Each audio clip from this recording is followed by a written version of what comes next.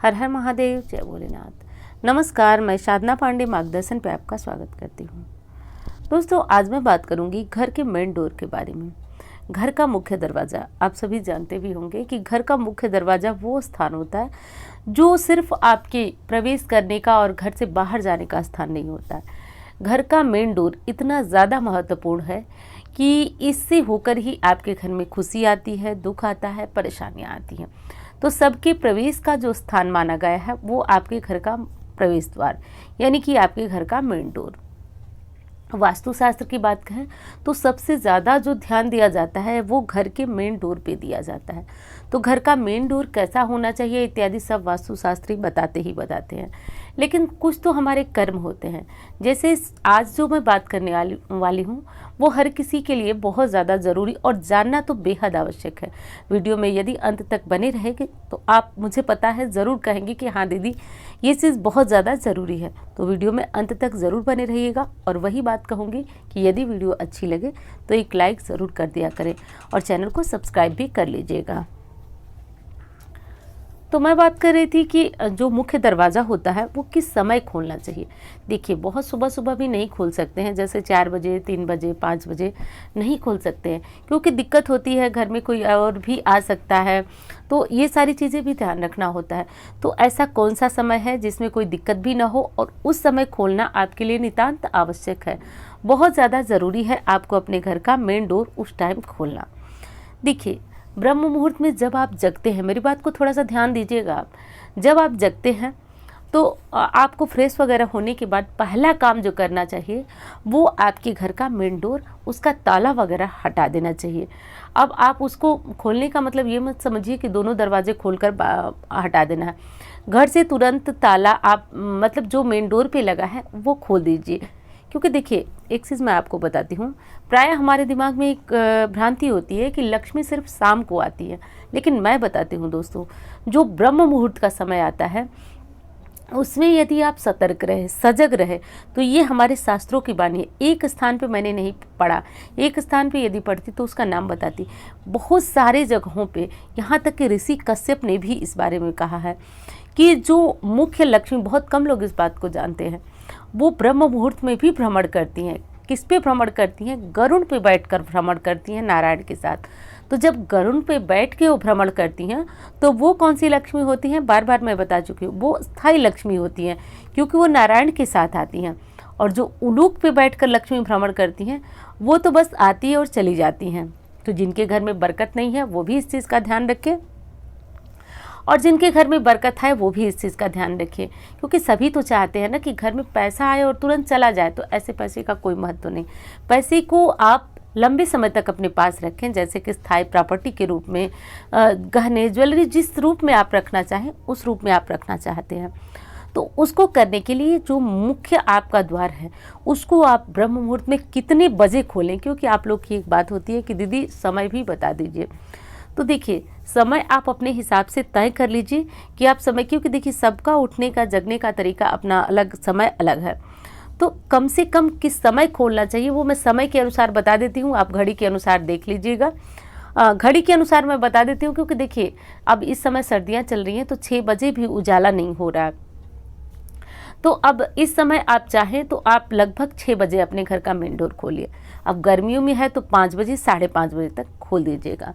और यदि समय इस तरह से बात करूं तो जैसे उजाला होने वाला हो, उजाला यानी कि सूर्योदय या फिर पूरी तरह से किरणें सूर्य की बिखरे, उससे पहले आपके घर के मेन डोर की सफाई हो जानी चाहिए। यदि आप ऐसा कर लेते हैं नियम पूर्वक तो निश्चित रूप से घर में जो भी गरीबी है उससे आपको मुक्ति मिलती है। देखिए, ऐसा नहीं है कि सिर्फ एक काम करके और हम गरीबी से मुक्त हो जाएं। मैंने आपको बताया था, गरीबी ऐसी चीज़ है, ऐसी डायन है जिसको काटने मारने में भी व्यक्ति को 12 सालों का समय लग जाता है। और शास्त्रों में गरीबी को ना रक्त बीज के समान कहा गया है। यानी कि रक्त बीज तो आप जानते हैं, जैसे माता दुर्गा उसे मारती थी, उसके खून की बूंदें धरती पे गिरती थी, उससे नया राक्षस पैदा हो जाता था, एक बूंद से एक राक्षस। तो इस तरह से गरीबी होती है। एक कर्जा लिए तो दूसरा हो जाता है, तीसरी परेशानी आ जाती है, तो ये होती है गरीबी। तो किसी एक काम को करने से गरीबी नहीं जाती है, ये मत सोचिए। पूजा पाठ भी साथ साथ करते रहिएगा, लेकिन ये नियम आप नहीं किए और पूजा पाठ सब कुछ किए तो बहुत ज़्यादा दिक्कतें रहती हैं, लक्ष्मी नहीं आती हैं। और लक्ष्मी को बुलाने का ये बेहद सही समय है, इस टाइम खोल दीजिए। चलिए, अब गेट खोलने का समय तो आपको पता चल गया। अब दूसरी चीज़ पे ध्यान दीजिए, आपको दूसरा क्या करना है उस पर ध्यान दीजिए। दूसरा, जब आप अपने घर का मेन डोर खोल देते हैं तो आपको सबसे पहले, देखिए सबसे पहले जो होता है वो अपने घर की सफाई करिए। सफाई आप देखिए, यदि मेड वगैरह हमारे घर में आती है तो हमारे मन में एक बात होती है कि हम जो है वो सारा काम अपने क्यों करें, लेकिन आप विश्वास करिए, मेड सबके घर में आती है, आपके घर में भी आती होगी, हमारे घर में भी आती है। वो लोग खुद हैरान रह जाती हैं कि आखिर झाड़ू वगैरह लगाने का काम हमसे क्यों नहीं कहा जाता है। आप डीप क्लीनिंग, जो अंदर की सफाई है वो बाद में करा लीजिएगा, लेकिन सुबह की झाड़ू गृह लक्ष्मी के हाथ से लगनी चाहिए। तो कम से कम अपने किचन में, और उसके बाद जो मेन डोर की सफाई आपकी हो जानी चाहिए, इतना आप कर लीजिएगा। उसके बाद कभी भी ये गलती मत कीजिएगा कि पहले बाहर का स्थान साफ करके फिर अंदर की सफाई करिए। सफाई आपकी पहले किचन से होनी चाहिए, अंदर के तरफ से सफाई होती हुई तब मेन डोर पे आती है। कभी भी उल्टा काम मत करिएगा, क्योंकि देखिए सफाई का मतलब सिर्फ सफाई नहीं है, निगेटिविटी होती है, दरिद्रता होती है, जिसे हम बाहर की तरफ ढकेल कर ले जाते हैं, बाहर से अंदर कभी नहीं लाते हैं। सुबह की झाड़ू में ये चीज़ नोट कर लीजिए, कभी ये गलती आपके घर होने नहीं पाए। हमेशा झाड़ू बाहर जो सुबह की होती है वो अंदर से बाहर की तरफ लगनी चाहिए। अब अंत में आपको अपने घर का मुख्य द्वार जो है वहाँ आ जाना है। वहाँ पे आप अपने घर का कूड़ा कचरा जो भी है उसे हटा लीजिए, और उसके बाद आप अपने घर को मतलब मेन डोर को अच्छी तरह झाड़ू से धो दीजिए, और झाड़ू और पानी ले लीजिए और अच्छी तरह से उसको धो दीजिए। अब इसका मतलब ये नहीं कि खूब रगड़ना है, कोई चिंता नहीं है, आप कम से कम थोड़ा सा पानी ले लीजिए, बस वहाँ फेंक दीजिए, वो ज़रूरी होता है। गरुड़ पुराण में भी बताया गया है कि सुबह सुबह पितृ होते हैं हमारे दरवाजे पे, और यदि हम अपने मेन डोर को धो देते हैं तो उससे तृप्ति होती है, उनको शांति मिलती है, शीतलता मिलती है। तो इसलिए मेन डोर को धो दीजिए। अब वो लोग पूछेंगे कि वो लोग क्या करें जो लोग कि फ्लैट में रहते हैं, पानी वगैरह उतना गिरा नहीं सकते, तो उनको तो बहुत ज़्यादा दिक्कत होती है, बाउंडेशन रहती है। तो चलिए आप क्या करेंगे ना कि आप थोड़ा सा पानी ले लीजिए और उसमें एक कपड़े में लगा लीजिए, और उस कपड़े से जो है आप उसे अच्छी तरह से पोछा मार दीजिए, साफ़ कर दीजिए। छींटा उटा मत मारिएगा। आप लोग पूछते हैं दीदी छींटा मार दे तो हो जाएगा, छींटा क्या होता है? छींटा उटा नहीं, आप अच्छी तरह से कपड़ा ले लीजिए, कपड़े से अच्छी तरह से पानी से उसको साफ़ कर लीजिए, मेन डोर सब मिलाकर साफ़ हो जाना चाहिए। आप कर दिए।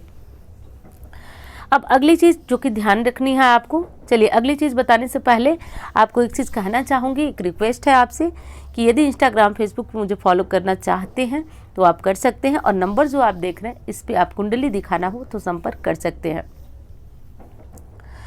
देखिए, हल्दी और गंगा जल के साथ यदि गोमूत्र मिला दिया जाए, अब कुछ लोग इससे बहुत ज़्यादा नाराज़ होंगे कि दीदी गोमूत्र कैसे छुएंगे, क्या करेंगे, लेकिन विश्वास मानिए शास्त्रों में कई जगह ना पंचगव्य का वर्णन हुआ है। पंचगव्य मतलब गाय का दूध, गाय का घी और दही और उसका गोमूत्र और गाय का गोबर, ये 5 चीज़ें मिलाकर पंचगव्य बनती। इसको इतना पवित्र माना जाता है कि इसको मतलब व्यक्ति का स्पर्श, इसको नहाने के पानी में डालकर यदि नहाया जाए तो बुरे से बुरे ग्रह जो है उसके शांत हो जाते हैं।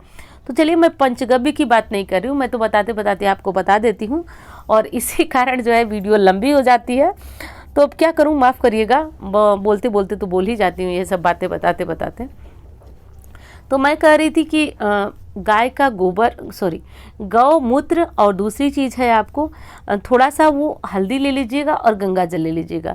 इन चीज़ों को आप चाहे तो मिला सकते हैं, लेकिन मैं कहूँगी आप अलग अलग करिएगा। पहले जो है गौमूत्र छिड़किएगा, मिल सके तो, वैसे मैं जानती हूँ मिलेगा नहीं, तो ये फ़ायदा वो लोग उठा सकते हैं। जैसे बहुत सारी हमारी बहनें जो कि हरियाणा से फ़ोन करती हैं, हरियाणा से बहुत ज़्यादा बहनें हमसे जुड़ी हुई हैं, तो उन लोगों के फ़ोन पे बात होती है, तो वो लोग पशुपालन भी करते हैं, तो उनके यहाँ गैया रहती है, और ये उपाय हम कराए हैं, बहुत ज़्यादा उन लोगों को फ़ायदा हुआ है। तो आप लोग को मिल सके तो गोमूत्र ले लीजिएगा। पहले गोमूत्र, उसके बाद हल्दी गंगा जल मिलाकर घर के मेन डोर पे छिड़कना शुरू कीजिए। चाहे घर में लड़ाई होती हो, चाहे पति पत्नी के बीच, मतलब कुछ भी समस्या, मैंने पहले ही आपको बताया कि कोई अच्छी चीज़ का प्रवेश भी मेन डोर से होता है और कोई बुरी चीज़ का भी प्रवेश मेन डोर से होता है। तो एंट्रेंस को बहुत अच्छा, बहुत पॉजिटिव, बहुत सकारात्मक बना करके रखना है। इतना सकारात्मक कि जैसे कोई बुरी चीज़ आपके घर में प्रवेश कर ही ना पाए। आपको क्या कहा जाता है कि अपनी इम्यूनिटी को मजबूत रखिए ताकि कोई बीमारी आपके अंदर ना आ पाए।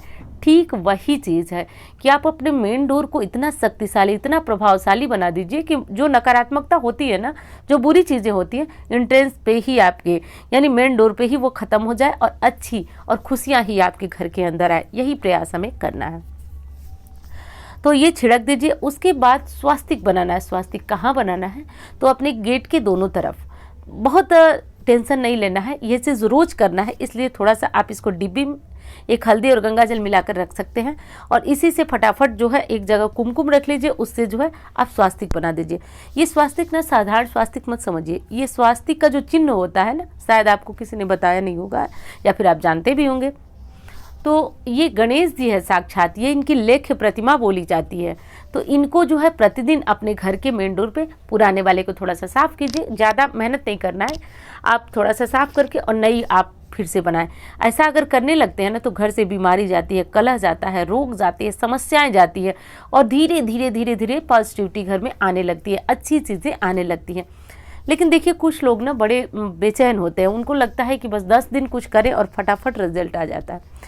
तो इस तरह परेशान होने से कुछ नहीं। ये चीज़ें प्रभाव जब छोड़ना मतलब देना शुरू करती है ना, तो आप मतलब लेते लेते घबरा जाते हैं, इतना ज़्यादा प्रभाव देती हैं। लेकिन इन चीज़ों को करते करते आपका समय भी बहुत ज़्यादा लग जाता है, 6 महीने, कभी कभी तो 1 साल लग जाता है। लेकिन ये प्रभाव लंबे समय तक, 1 महीने 2 महीने आप अपने घर से कहीं चले गए, बीमार हैं, नहीं कर पा रहे नियम, तो भी इनका प्रभाव आपको मिलता है। इसलिए इस चीज़ को ज़रूर करिएगा। अच्छा, अब दूसरी चीज़ बता दूं आपको, एक दहलीज पूजन। तो जैसे मैंने सारी चीज़ें तो आपको बता दी, ये चीज़ कि आपको ऐसे करना है, ऐसे करना है। अब बस दहलीज पूजन में हमारी एक बहन है जो कि बहुत परेशान है, दीदी दहलीज पूजन का बताइए। तो आप तो जानती हैं मैं प्रयास करती हूँ, लेकिन देखिए मौका नहीं मिल पा रहा। सर्दियों का मौसम है, सुबह फिर स्कूल जाना, फिर घर के मतलब सब कुछ देखना और आप लोग के साथ फिर बात करना, तो दिक्कत हो जा रही है। तो देखिए सारी चीज़ें जितना मैं बताया उतना कर लीजिएगा। उसके बाद आपको थोड़ा सा आटे से, चावल के आटे से या फिर जो नॉर्मल खाना वाला आटा होता है उसको साफ़ सुथरा निकाल कर रख लीजिएगा। थोड़ा सा स्वास्तिक मेन डोर पे बना दीजिएगा, नीचे की बात, मैं फर्श की बात कर रही हूँ। या फिर आप चावल के आटे से बना दीजिएगा और बना करके आप वहाँ पे थोड़ा सा हल्दी अक्षत से आप सुबह सुबह उनका पूजन कर लीजिए। जो स्वास्तिक आपने बनाया नीचे भी बना दीजिएगा, या फिर स्वास्तिक नहीं बनाना चाहते तो कोई छोटा सा फूल बना दीजिएगा इस तरह से। और एक चीज़ का ध्यान रखिएगा, बच्चे स्कूल जाते हैं सुबह या फिर किसी भी तरह से, उसको मतलब उसके ऊपर पैर नहीं पड़ना चाहिए। बहुत अच्छे से करना चाहती हैं तो वहाँ एक दीपक भी जला दीजिए। उसके बाद माँ लक्ष्मी का स्वरूप मान करके वहाँ पूजन किया जाता है। तो पूजन में कुछ ज़्यादा नहीं होता है, बस अक्षत होता है, रोली होता है, हल्दी होता है, 3 चीज़ों से उनका पूजन कर लीजिए। जो आपने स्वास्तिक बनाया है या फिर जो फूल बनाया है, ये माना जाता है माँ लक्ष्मी के चरण भी बना सकती हैं कि इसी द्वार से माँ लक्ष्मी का प्रवेश होता है। तो बस इसलिए दहलीज को पूज देते हैं। अगर आप ग्रामीण सभ्यता संस्कृति से जुड़े हुए हैं, गांव में यदि आपका कोई भी मतलब मायका है, ससुराल है, किसी भी तरह से जुड़े हुए हैं, तो आप जानते हैं दहलीज को इतना इम्पॉर्टेंट माना जाता है कि जब नई बहुएं आती हैं ससुराल या फिर जाती हैं मायके, तो उनसे कहा जाता है पहले दहलीज का पैर छूती हैं, फिर ही वो अंदर गृह प्रवेश करती हैं। तो इतना महत्वपूर्ण है, तो ऐसा आप भी कर लीजिएगा दोस्तों। और हाँ, रही बात माता लक्ष्मी की, तो देखिए माता लक्ष्मी को प्रसन्न करने के लिए समय ज़रूर लगता है, लेकिन जिस व्यक्ति पे वो प्रसन्न हो गए, वो समझिए बिना बुलाए वहाँ दौड़ करके आती हैं। ज़्यादा माँ को प्रसन्न करने की आवश्यकता नहीं है। माँ सच में बहुत कृपालु और दयालु है। यदि आप परेशानियों से जूझ रहे हैं, देखिए बहुत सारे लोग समस्याओं से जूझ रहे हैं। समस्याओं से जूझने का एक ही उपाय है कि आप मन को थोड़ा सा, कोई भी उपाय 10 दिन करके छोड़ दिए ना, तो जो आपने 10 दिन मेहनत किया वो भी बेकार है। उससे अच्छा मैं यही कहूँगी आप मत ही कीजिए, लेकिन कुछ करिए तो बस अडिग रहिए। 2 ही नियम लीजिए, नियम पे अडिग रहिए, छोड़िएगा मत, चाहे कुछ हो जाए। तो बस इस तरह से करते रहिएगा। तो चलिए दोस्तों, एक चीज़ और कहूँगी कि यदि वीडियो अच्छी लगे तो लाइक करिए और चैनल को सब्सक्राइब ज़रूर कर लीजिए, क्योंकि इस तरह की जानकारियाँ आपको आराम से मिलती रहेंगी। तो चलिए मिलती हूँ इस तरह की वीडियो के साथ, तब तक भोलेनाथ का नाम लेते रहिए। हर हर महादेव।